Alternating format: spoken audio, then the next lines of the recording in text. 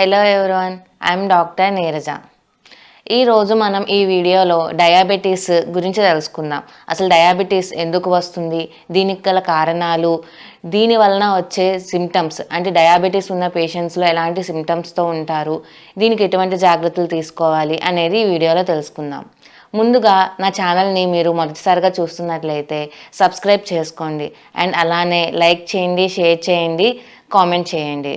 ఇంకా వీడియోలోకి వెళ్ళినట్లయితే డయాబెటీస్ అంటే షుగర్ వ్యాధి. ఈ రోజుల్లో ప్రతి ఇంట్లో ఎవరో ఒకరు ఏదో ఒక ఏజ్ లో డయాబెటీస్ కి గురవడం అనేది జరుగుతుంది. సో ఈ డయాబెటీస్ అసలు ఎందుకు వస్తుంది? ఈ డయాబెటీస్ మెయిన్ గా మన లైఫ్ స్టైల్లో ఉండే చేంజెస్ అండ్ మనం తినే ఆహారపు అలవాట్ల వలన వస్తుంది. మెయిన్ గా డయాబెటీస్ లో 3 రకాలు ఉంటాయి: type 1 diabetes, type 2 diabetes and type 3 diabetes. First the type 1 diabetes. ఈ టైప్ 1 డయాబెటీస్ లో మెయిన్ గా మన ఇమ్యూనిటీ సెల్స్ అనేవి మన బాడీలో ఉండే మన ఓన్ ఆర్గాన్స్ ని ఎఫెక్ట్ చేస్తుంది. మెయిన్గా ప్యాంక్రియాస్ మీద ఎఫెక్ట్ చేసి మన బాడీకి కావాల్సిన ఇన్సులిన్ని ఉత్పత్తి చేసే కణాలని ఇవి దాడి చేస్తాయి. దీని వలన టైప్ 1 డయాబెటీస్ వచ్చే ఛాన్సెస్ ఉంది. దీనికి మనం ఇన్సులిన్ థెరపీ ద్వారా ట్రీట్మెంట్ అందజేయవచ్చు. అండ్ ఈ టైప్ 1 డయాబెటీస్ మెయిన్గా చూస్తున్నట్లయితే చిన్నపిల్లలు అంటే 17 ఇయర్స్ బిలో ఉన్న వాళ్ళు ఎక్కువగా కనిపిస్తుంది. దీనికి రీజన్స్ జెనెటిక్ పరం అవ్వచ్చు అండ్ కొంతమందిలో పర్యావరణం సంబంధించి అంటే ఎన్విరాన్మెంటల్ ఫ్యాక్టర్స్ కూడా దీన్ని ఎఫెక్ట్ చేస్తూ ఉంటాయి. Second one type 2 diabetes. ఇది కామన్గా మనం తరచూ చూస్తున్న డయాబెటీస్. దీంట్లో మన బాడీలో ఉండే ఇన్సులిన్ అనే ఉత్పత్తి తగ్గిపోతుంది. బాడీలో ఉండే సెల్స్ ఇన్సులిన్ని సరిగా ఉపయోగించుకోలేవు. దీని వలన టైప్ 2 డయాబెటీస్ వచ్చే ఛాన్సెస్ ఉన్నాయి.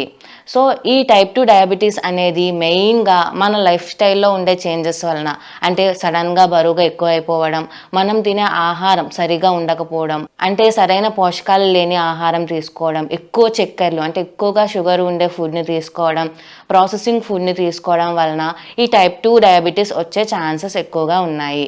అండ్ అలానే ఏజ్ రిలేటెడ్గా కూడా ఈ టైప్ 2 డయాబెటీస్ వస్తాయి. అండ్ జెనెటిక్ పరంగా మన ఫ్యామిలీ హిస్టరీలో ఎవరికైనా డయాబెటీస్ ఉన్నా ఈ టైప్ 2 డయాబెటీస్ వచ్చే ఛాన్సెస్ అనేవి ఉన్నాయి. థర్డ్ థింగ్ వచ్చేసి టైప్ 3 డయాబెటీస్. దీన్నే గెస్టేషనల్ డయాబెటీస్ అంటారు.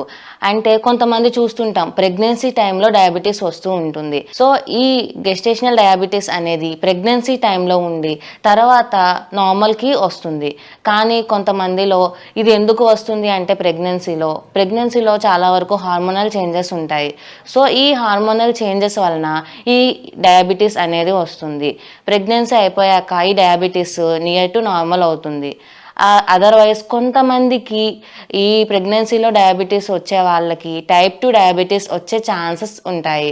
సో అందుకని వన్స్ ఒకవేళ ప్రెగ్నెన్సీలో డయాబెటీస్ వచ్చినట్లయితే మీరు ఫ్యూచర్లో కూడా ఈ టైప్ 2 డయాబెటీస్ రాకుండా కొద్దిగా జాగ్రత్తలు తీసుకొని మన లైఫ్ స్టైల్స్ మార్చుకున్నట్లయితే చక్కగా దీన్ని నియంత్రించవచ్చు. సిమ్టమ్స్లోకి వెళ్ళినట్లయితే ఈ డయాబెటీస్ ఉన్న వాళ్ళు ఎక్కువగా అలసటకి గురవుతారు. నీరసంగా ఉండడం అండ్ ఎక్కువగా దాహం వేయడం, యూరిన్కి తరచూ వెళ్ళడం, ఇవన్నీ చూస్తూ ఉంటాం. అండ్ మెయిన్గా వాళ్ళు తరచూ ఇన్ఫెక్షన్స్కి గురవుతూ ఉంటారు. అండ్ డయాబెటిక్ ఫుట్ వచ్చే ఛాన్సెస్ కూడా ఉంటాయి. అండ్ విజన్కి రిలేటెడ్గా కూడా చాలా సమస్యలు వస్తాయి.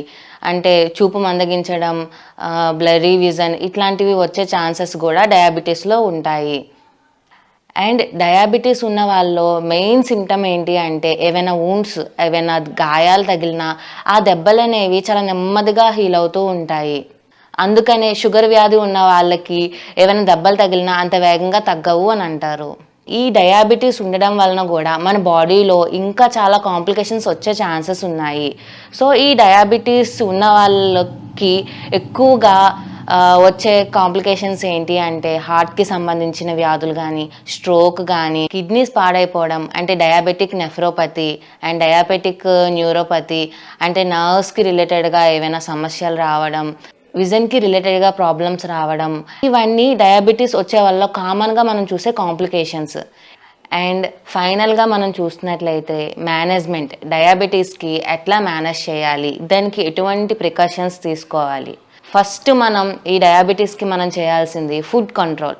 మనకి ముందు నేను వీడియోస్లో చెప్పినట్లు ప్లేట్ అరేంజ్మెంట్ లాగా చక్కగా హెల్దీ ఫుడ్ని మనం రోజు తినాలి.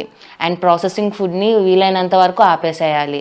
అండ్ షుగర్స్ ఎక్కువగా ఉండేవి అంటే డ్రింక్స్ కానీ కూల్ డ్రింక్స్ అండ్ షుగర్స్ ఎక్కువగా ఉండే స్వీట్స్ ఇవి వీలైనంత వరకు తగ్గించాలి.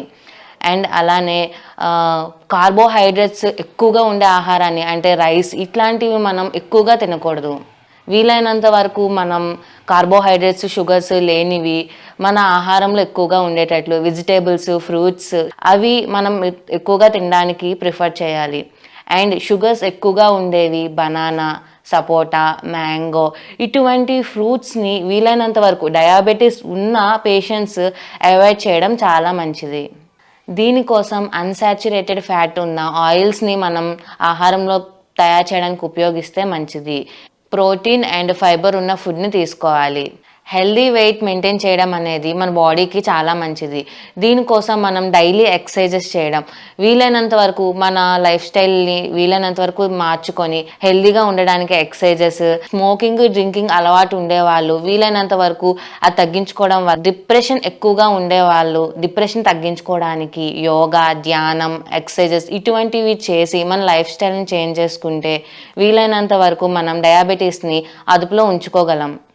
అండ్ మనం గుర్తుపెట్టుకోవాల్సింది డైలీ ఎక్కువగా నీళ్ళను తాగాలి. దీని వలన మన బ్లడ్లో షుగర్ లెవెల్స్ని కంట్రోల్ చేస్తూ అండ్ అలానే మన బాడీ అనేది హైడ్రేట్గా ఉంటుంది. ఇప్పటి వరకు ఈ వీడియో చూస్తున్నట్లయితే మీ అందరికీ ఖచ్చితంగా డయాబెటీస్ మీద ఒక అవగాహన వచ్చే ఉంటుంది. అండ్ అలానే ఇంకా డయాబెటీస్ గురించి ఏమైనా డౌట్స్ ఉన్నా ఏమైనా తెలుసుకోవాలి అనుకుంటే కామెంట్ బాక్స్లో కామెంట్ చేయండి. అందరికీ నమస్కారం. లోక సంస్థ సుఖినో భవంతు.